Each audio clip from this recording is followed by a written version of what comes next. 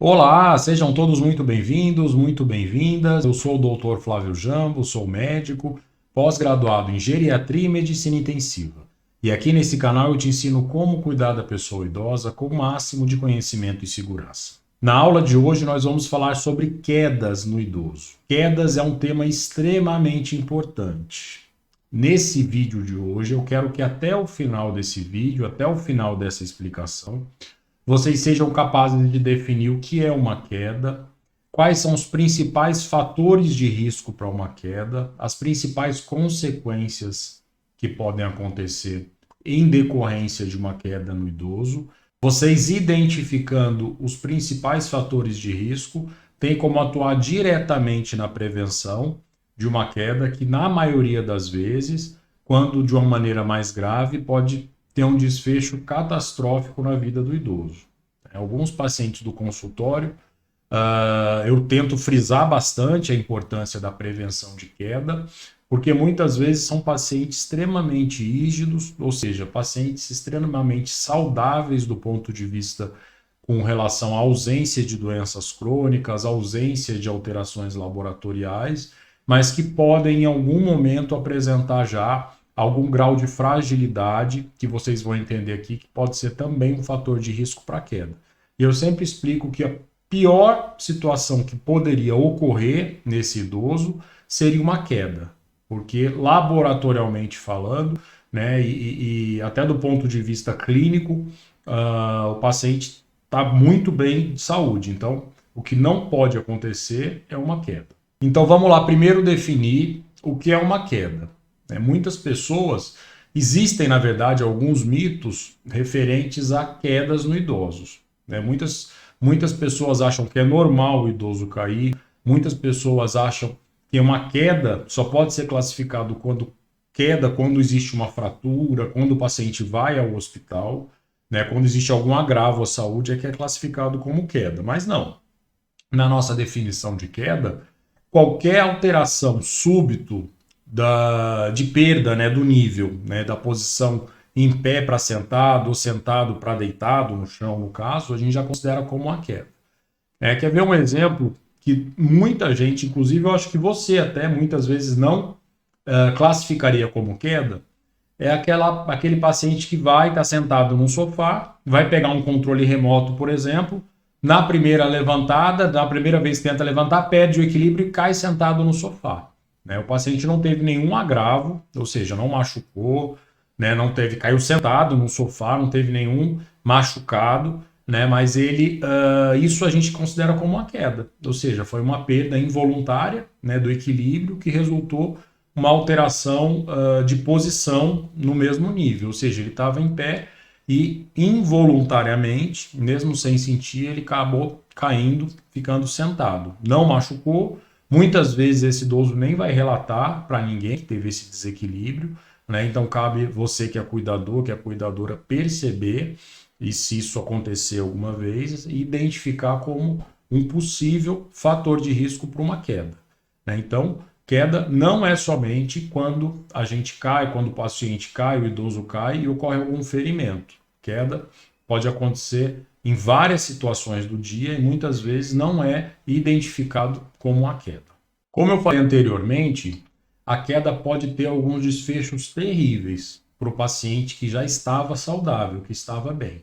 Ele pode ter uma fratura de fêmur, por exemplo, que é uma fratura do osso longo da perna, do quadril, fazendo com que ele fique muito tempo imobilizado, fazendo com que ele perca massa muscular, tenha uma reabilitação mais difícil. A gente sabe que o paciente, quando perde funcionalidade, quando fica acamado por um tempo mais prolongado, ele pode desenvolver vários fatores de risco para infecção, como a pneumonia, para a escara, que é lesão de pele. Ou seja, uma queda muitas vezes é a ponta de um iceberg. O paciente teve a queda e depois dessa queda vem várias complicações. Isso quando a gente fala de alguma fratura apenas que impossibilita a mobilidade, né? Muitas quedas, o que é muito frequente também, é o paciente cair, bater a cabeça, não procurar ajuda no momento e 2 a 3 semanas depois ele começa a apresentar alguma alteração neurológica, como esquecimento, fraqueza na perna, o que pode ser em decorrência de algum hematoma que pode ser dentro da cabeça, um hematoma subdural que a gente chama. É muito frequente acontecer no idoso, esse tipo de hematoma subdural crônico, ou seja, que tem um crescimento lento e bastante insidioso. Isso, inclusive, aconteceu com um paciente meu há 2 semanas atrás no consultório. O paciente começou subitamente com fraqueza nas pernas, né, em quadro de confusão mental, negava a história de queda, pelo menos ela não lembrava que tinha caído. Nessa investigação desses quadros neurológicos agudos, a gente sempre pede um exame de neuroimagem. Essa paciente, quando foi fazer uma ressonância, já no momento do exame, imediatamente o médico que lauda, o radiologista, já pediu para ela ir prontamente, né, direto, já com urgência ao pronto-socorro. Deu entrada na emergência, fez a cirurgia de drenagem do abscesso, da coleção de sangue, do hematoma, e normalizou, né? Voltou no meu consultório há 2 semanas atrás com 2 semanas de pós-operatório. Estava normal, já não estava mais puxando da perna, tinha recuperado toda a parte, a questão do esquecimento, né? Então, isso é só para ilustrar como que uma queda, muitas vezes não valorizada e até imperceptível, pode muitas vezes causar lesões que podem vir algumas semanas depois, né? Até o momento mesmo dessa consulta, quando eu questionei novamente, a paciente falou que não se lembrava de ter tido uma queda, né? Um dos filhos que estava presente lembrou que ela perdeu o equilíbrio, bateu com a cabeça na parede, ela não lembrava desse fato e provavelmente foi essa situação que gerou esse hematoma aqui, esse evento que aconteceu com ela. Epidemiologicamente falando, ou seja, a importância da quantidade de quedas nas pessoas idosas é tão grande que num estudo que eu li, 30% das pessoas com mais de 65 anos pode ter tido um evento de queda, né, ou quase queda, um evento desse no último ano, né? Então, de 10 idosos, né, acima de 65 anos, 3 tiveram uma queda no último ano. Quando essa pesquisa levantou pacientes com uma faixa etária mais elevada, como 80 anos, o índice caiu para 50%. Ou seja, metade dos idosos com mais de 80 anos tiveram uma queda por ano. Então, tá aí a importância clínica e epidemiológica. E a principal causa de morte por causas externas na população acima de 65 anos são traumas decorrentes de quedas. Então, na maioria das vezes, são totalmente evitáveis. São eventos que a gente pode, algumas mudanças em casa, no ambiente, e mudanças intrínsecas mesmo, na própria pessoa, a gente pode estar evitando esses desfechos. Ao tentar identificar os principais fatores de risco relacionados à queda, nós temos basicamente 3 grupos, 3 fatores de risco, né, que são os fatores intrínsecos, ou seja, são os fatores relacionados à própria pessoa, ao próprio idoso, ao próprio paciente. São os fatores extrínsecos, relacionados ao ambiente na qual a pessoa está inserida, quarto, casa, rua, calçada, é o ambiente externo, né? E fatores comportamentais, ou seja, exposição a risco que o idoso pode estar tendo, fazendo com que haja maior risco de queda. Então vamos falar sobre esses 3 fatores de risco agora. E você vai ter que tentar, dentre esses 3 fatores de risco, identificar em você ou no idoso que você cuida, para tentar reverter, atuar de uma maneira muitas vezes não farmacológica, ou seja, não precisa do médico, não precisa de nenhum profissional de saúde para estar começando a agir para evitar a exposição a esses fatores de risco. Então vamos lá, os fatores de risco intrínseco são basicamente relacionados ao próprio idoso. Então está muito relacionado a desequilíbrio, muito relacionado a fraqueza muscular, que é a sarcopenia, está muito relacionado a alterações da marcha, né, alterações de como a pessoa caminha, dores articulares que podem aumentar o risco de queda, problemas de visão também podem aumentar o risco de queda. Fazendo um adendo agora até com relação a problemas de visão, teve um estudo que eu li que mostra aumento de queda nos primeiros dias após o idoso trocar de lente de óculos, principalmente para essas lentes multifocais. Então, é um fator de risco importante nos primeiros dias de adaptação a essa lente. O idoso pode ter risco de queda, então tem que estar de olho vivo nesse período, né? Outro fator intrínseco com relação a deformidades nos pés, né? Alterações de sensibilidade nos pés, que podem estar relacionados a diabetes, pode estar relacionados a algumas neuropatias, pode estar relacionado a osteoartrose ou osteoartrite. Alguns medicamentos podem também aumentar o risco de queda, principalmente medicamentos da classe dos psicofármacos, que são medicamentos que agem no sistema nervoso central, né, como remédio para dormir, remédio para ansiedade, remédio para alergia, alguns antialérgicos que podem promover sono, podem aumentar o risco de queda. Então, esses são os fatores intrínsecos, são os fatores totalmente relacionados ao próprio idoso, ao próprio paciente. Dentre os fatores de risco intrínseco, onde nós podemos atuar de uma maneira não farmacológica é principalmente mantendo a musculatura adequada, uma força e equilíbrio adequado. Isso aí é basicamente uma coisa que a gente sempre bate na mesma tecla na geriatria, que é a atividade física. A atividade física é fundamental. Uma saúde muscular é fundamental para que o idoso tenha mais qualidade de vida, mantenha a funcionalidade por mais tempo, evite a fragilidade, evite as principais síndromes geriátricas. Muitas delas podem ter como evento principal a queda. Com relação aos fatores extrínsecos ou às mudanças do ambiente que podemos identificar numa casa segura, num ambiente seguro para o idoso. Então, é tudo que pode expor o idoso a algum risco de queda, né? Então, vamos dividir uma casa em setores, né? Por exemplo, na sala, né? O que nós devemos manter na sala para evitar o risco de queda? A primeira coisa é tirar os tapetes, né? Lugar de tapete é na parede. Eu sempre falo isso brincando. Tem muitos tapetes que tem toda uma história, né, com relação ao idoso que já tinha o tapete há muito tempo. Houve uma época que era muito moda, muito modismo, né, as casas terem tapetes, hoje menos.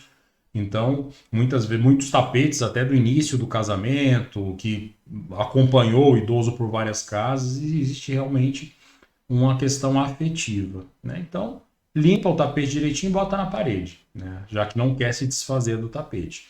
Mas casa com tapete não é, mas casa com tapete é totalmente proibitivo, né? A chance do idoso tropeçar num tapete e desenvolver alguma fratura, algum trauma com mais gravidade é altíssima.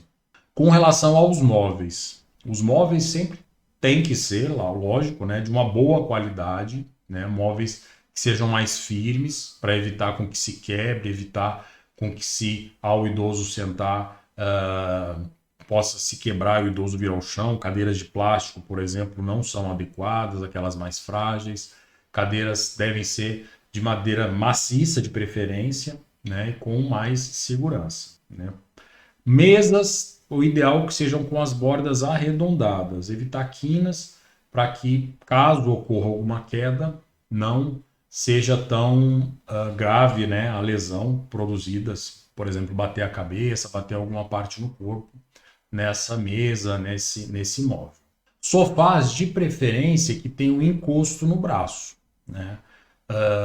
Lembrando que esses sofás de 3 lugares, quando o idoso senta no meio, o risco dele desequilibrar, de ter uma queda, na hora de se levantar, dependendo do grau de funcionalidade também do idoso, é maior. Então, sempre que possível, com o sofá de 2 lugares, para que quando o idoso sente de um lado ou de outro, ele possa encostar um braço e servir de apoio, né? Ou mesmo de um lugar só, né? Que é como se fosse uma poltrona, a poltrona com braço, para que seja mais fácil de levantar. Cadeiras de braço também são recomendadas numa sala de jantar. Então, quando o idoso vai se alimentar, vai sentar numa mesa e depois se levantar, é importante que ele tenha apoio, né, para na hora de se levantar, um apoio firme para evitar com que tenha o risco de queda. Com relação ao banheiro, nós temos algumas recomendações, até vamos frisar mais, que o banheiro, por si só, por ser um ambiente úmido, por ser um ambiente mais liso, molhado, né? É um ambiente que existe realmente uma incidência maior de quedas nos idosos na localização do banheiro. Então, banheiro tem que ter, de preferência, barras de proteção, né? Barras de segurança nas paredes, principalmente na região do box, onde o idoso toma banho, né? Se possível, em outras regiões, dependendo do banheiro também, para que caso o idoso, na hora do idoso ir descalço até o banho, até o box, possa estar segurando, evitar o uso de escorregões. Né? Tapete antiderrapante é importantíssimo que tenha no banheiro, aqueles tapetes que grudam no chão mesmo, né? Através de ventosas até, para que o idoso não escorregue. Cadeira ou banco de plástico que fique no box é muito importante. Pode ser uma cadeira de banho também, né? Ou pode ser um banco, uma cadeira que pode ficar ao lado mesmo, se o idoso não quiser tomar banho sentado. Elevação do vaso também. A gente pode ter alguns dispositivos. Deixa eu colocar até uma foto aqui. Pronto. Então aqui eu tenho uma imagem que eu achei aqui nas minhas aulas para ilustrar bem aqui. Um modelo, por exemplo, de um assento elevado para vaso sanitário. Então a gente tem esse assento, esse aqui até é junto aí com suporte para ficar mais fácil do idoso se levantar. Então a gente tem um único, né, uma peça única, que dá para tirar ou colocar. O assento fica um pouco mais elevado, facilita para o idoso na hora de sentar e levantar. Tem esse apoio lateral também. Aqui embaixo é um modelo de um banheiro perfeitamente adaptado, né? Claro que não precisa ter essa sofisticação toda, mas tem alguns itens aqui muito importantes que vale a pena a gente frisar. Então aqui a gente tem um banco, né, uma cadeira retrátil. Essa é retrátil, não precisa ser retrátil, mas tem que ter um banco para o idoso sentar na hora do banho. Diversas barras de apoio lateral em várias situações, né, várias localizações do banheiro. Uma descarga perfeitamente adaptada para o paciente que tem algum grau de deformidade na mão ou com relação à força motora. Então fica muito mais fácil de dar a descarga. Lavatórios com esse dispositivo também é muito mais fácil do que aquele dispositivo de girar, principalmente quando o idoso tem alguma osteoartrite, tem alguma lesão, já facilita bastante na hora de abrir uma torneira, por exemplo. Então, esse é um modelo de um banheiro perfeitamente adaptado. Faltou aqui um tapete antiderrapante, né? Eu não sei o material do piso aqui, se já é um piso antiderrapante, mas a questão de um banheiro adaptado é mais ou menos assim. Então vamos falar de um segundo ambiente na casa, que é a cozinha. A cozinha é um ambiente também que deve ter uma atenção especial, tanto com relação à disposição dos móveis, à disposição dos armários, à disposição dos utensílios que são usados no dia a dia, evitar colocar em locais mais altos, né? Sempre colocar com mais fácil acesso, colocar mais próximo, para que o idoso não precise nem abaixar, nem subir nenhuma degrau, nenhuma escada para buscar esse utensílio. De preferência, todos os eletrodomésticos também no mesmo nível, para evitar com que se abaixe ou que se levante. Atenção especial sempre à limpeza da cozinha, ou seja, depois de de cozinhar uma fritura, por exemplo, grelhar alguma carne, a gordura, o chão, o piso da cozinha pode ficar muito liso, muito escorregadio. Então, sujou a cozinha, imediatamente já tem que limpar, né? Você que é idoso tem que tomar esse cuidado, depois já que prepara o alimento, já limpar o chão, né? Existem alguns dispositivos muito simples até, como se fossem alguns mops, que tira justamente a gordura, desengordura na hora, né? A atenção especial depois de limpeza, existem alguns produtos que deixam o chão muito liso, né? Alguns produtos à base de saponáceos, né? Que pode deixar muito escorregadio. Então também muita atenção na limpeza da cozinha logo depois, antes de secar, com relação a esse risco de queda, né? Tem um modelo de uma cozinha também aqui. Então temos aqui um modelo de uma cozinha perfeitamente adaptada também. A gente pode ver que não existe nenhum armário alto para não expor a pessoa a subir em alguma banqueta, a risco de queda, né? A subir numa escada, por exemplo. né? Todos os utensílios estão à mão, todos muito próximos, né? Todos da mesma altura, né? Aqui eu acho que a gente tem um forno, aqui todos os armários, né? Com louças do mesmo nível, mesa com cantos arredondados, né? Então, aqui a gente tem um modelo de uma cozinha também perfeitamente adaptada. Nenhum tapete que possa promover algum escorregão, né? Então, basicamente, esse é o modelo. Com relação aos quartos, nós temos que pensar também com relação a, principalmente à noite, né? Quando o idoso levanta-se muitas vezes para urinar, sempre tem que ter uma iluminação indireta. Então, o quarto também não pode ter tapete, né? A casa inteira não deve ter tapete, a não ser o tapete antiderrapante no banheiro. Então, a cama deve ser numa altura adequada, não deve ser muito baixa também, para que o idoso não tenha que fazer muita força para se levantar, correndo o risco de se desequilibrar. Deve-se ter uma iluminação indireta, pelo menos até o caminho do banheiro, né? Grande parte do número de quedas acontece no período da madrugada, quando o idoso vai ao banheiro. Então, a gente tem que minimizar, sempre que possível, as situações de risco, podendo modificar o ambiente. Então, existem alguns dispositivos também, facilmente encontrados na Amazon, Mercado Livre, bom, pela internet dá para comprar. São lâmpadas, né, de LED, autocolantes, dá para colar na parede com um sensor de presença. Algumas delas são até recarregáveis. Então pode colocar até no pé da cama, uma lâmpada dessa, ou ao lado, na parede do lado da cama. Assim que o idoso colocar o pé para fora da cama, para se levantar já vai acender. Então isso também é bastante seguro, né? Se não tiver a possibilidade de comprar esse dispositivo, pode ser uma luz guia, que a gente chama, que coloca na tomada também uma lâmpadazinha, ou mesmo deixa uma porta, se for uma suíte, deixa a luz do banheiro acesa, com a porta entreaberta, para que promova um ambiente iluminado até o local do banheiro. Vamos falar agora dos fatores comportamentais. Fatores comportamentais são situações de risco na qual o idoso pode se colocar. Por exemplo, uso de bebida alcoólica é um fator de risco comportamental. Inconsequência com relação a subir numa cadeira para trocar uma lâmpada, subir no telhado para arrumar antena, né? Casas mais antigas isso ainda é comum. Hoje em dia, o uso de celular, muitas vezes o idoso andando numa calçada, algumas vezes esburacada até, se expor a essas situações também é ruim, né? Então, o idoso que tem o hábito, muitas vezes, de fazer caminhando na rua, mexendo, respondendo WhatsApp, olhando rede social, até mesmo conversando, pode se distrair e cair. Ou seja, são todas as situações de risco no comportamento, né, que o idoso pode se expor. Então, identificar a questão dos fatores de risco é muito importante também.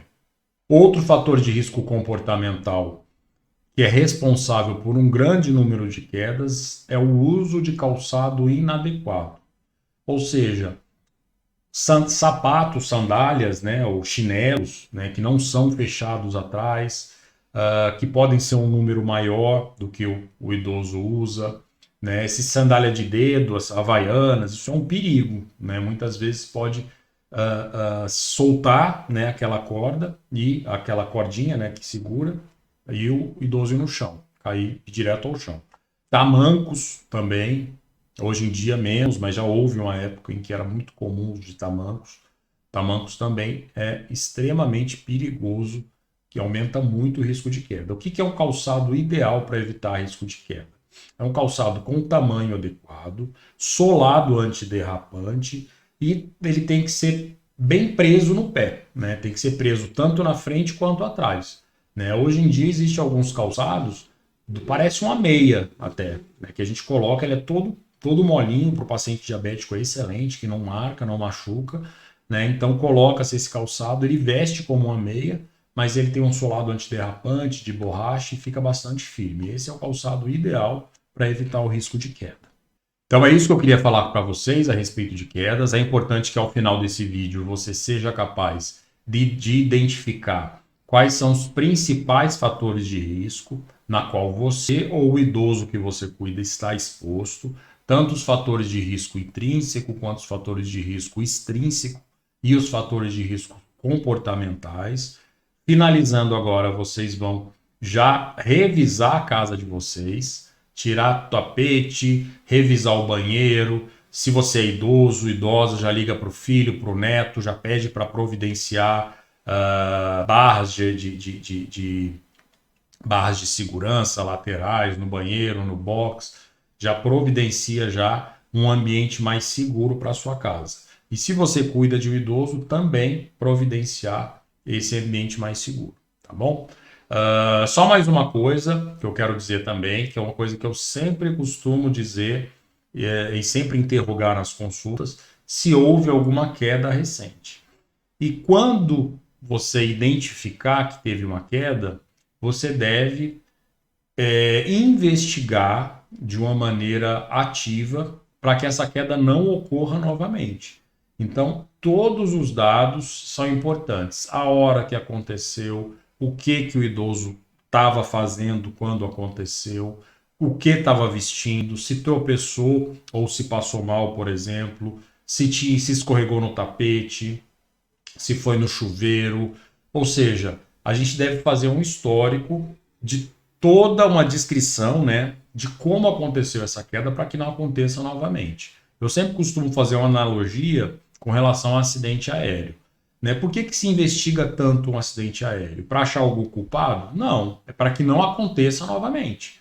Então, teve uma situação de queda ou quase queda, deve-se investigar um motivo para que se atue nesse motivo. Ou mudando o ambiente, ou, por exemplo, aquela situação que eu falei no começo do vídeo do idoso que vai levantar para pegar um controle remoto numa mesa de centro da sala, por exemplo, e desequilibra e cai sentado no sofá. Opa, sinal de alerta, está faltando músculo, está faltando exercício, está faltando fortalecimento dessa musculatura, principalmente da musculatura do quadril.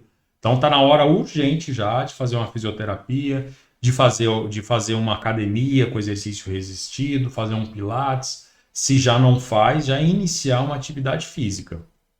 Porque o risco de queda, como eu já falei, aumenta muito com relação à imobilidade, né, ao sedentarismo.